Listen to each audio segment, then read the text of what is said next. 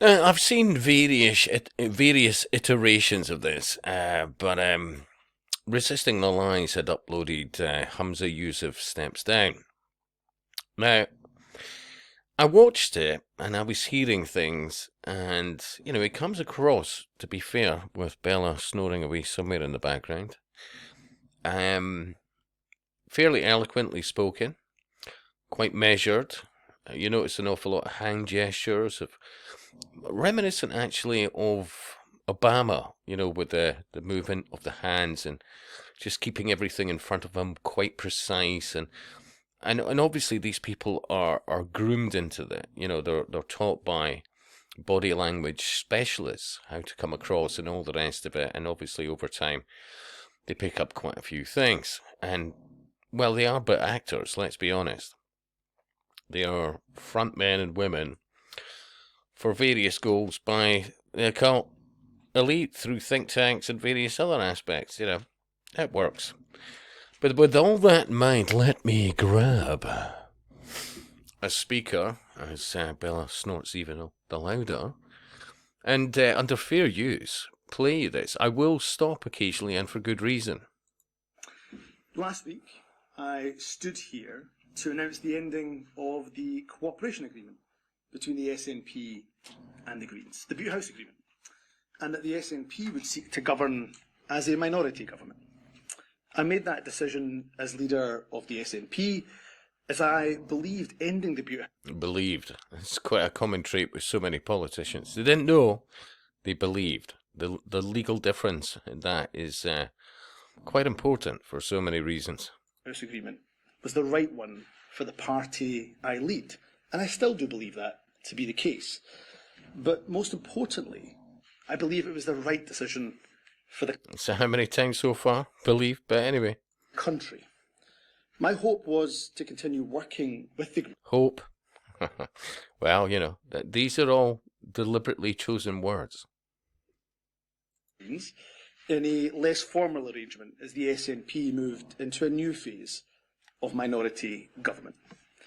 Unfortunately, in ending the Butte House Agreement in the manner that I did, I clearly underestimated the level of hurt and upset that caused Green colleagues.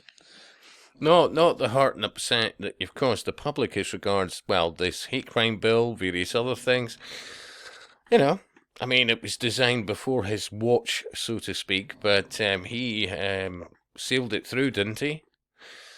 And remember, all the way through this, and even in the last couple of days, he didn't actually look that fussed or bothered. He didn't actually look that stressed about it, because I would argue he knew how long he was supposed to be in there. I would argue that certain things were meant to go through under his watch, that he would be looked after handsomely. And believe it or not, he gets something like half his salary.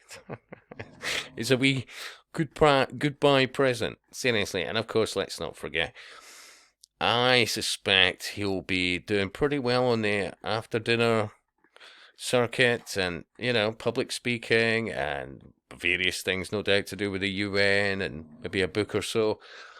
And plus, he's probably, although I'm not 100% sure about that, but still an MP. So he's not going to be doing too bad, no matter what. And remember, no matter what you think about him, from the occult's point of view, he's done what he's needed to do. I mean, during it's an accident, seriously. If you were to put Humza Yousaf months as First Minister, what a surprise when you find out it's 13 months. Seriously. Let me read you some of this. And remember, before I do this, let's go back to, well, Humza apologising to everybody else except, well, the public. Well, let's not forget this hate crime bill, this being made manifest, etc., blah, blah, blah. Remember, this was a guy that said, even your conversations in your own home, for Pete's sake. Well, I'm sorry. If somebody who happens to be there that doesn't like what you've said, oh, I mean, there is no end to all this, but he's there, and who are we kidding? They've got a conveyor belt of these ongoing shit shows. Seriously, they're queuing up to do worse than him. Seriously, for the accounts. for the networks, for their belief systems, and paid handsomely for it. Seriously. The naivety in the public is astounding. Anyway, let's get back to this.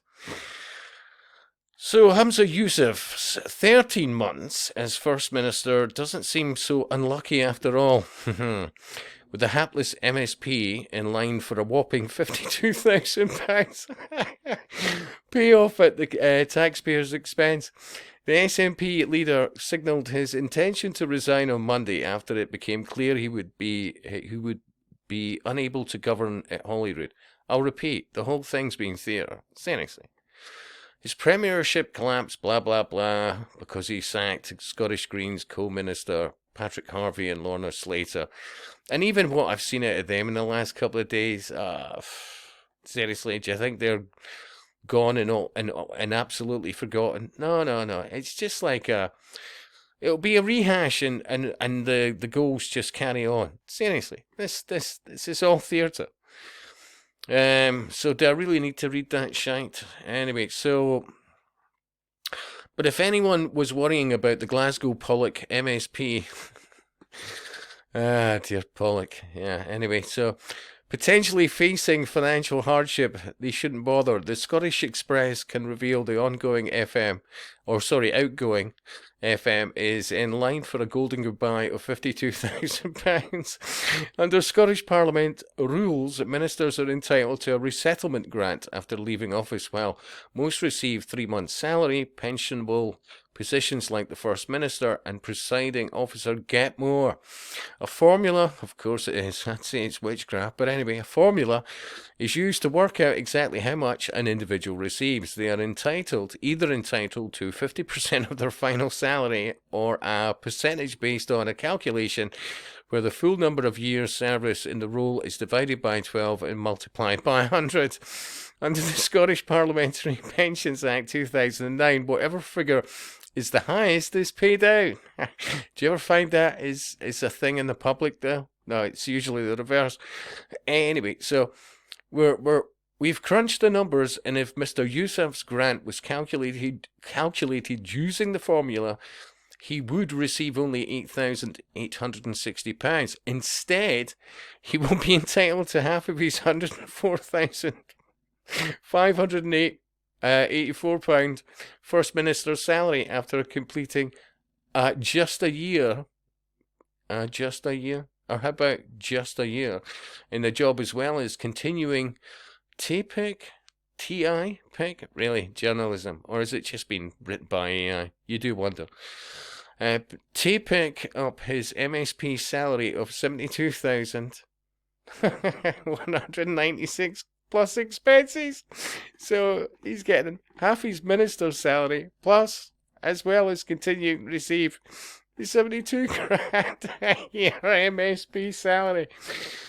It's only 12,000 less than his predecessor Nicola Sturgeon received after 8 years. Oh, no wonder she looks better.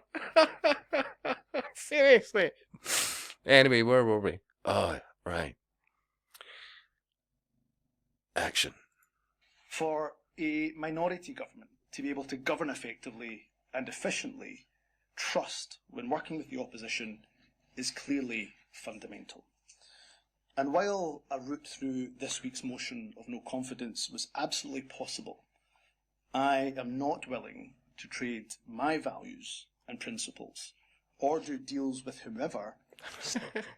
Sorry, I'll have to leave the rest of this pish to you, because it was bad enough me having to watch it once or twice before. Anyway, your thoughts, your thumbs up, your shares, your subscriptions, and if you like what I do, support the channel, and I'll speak to you soon.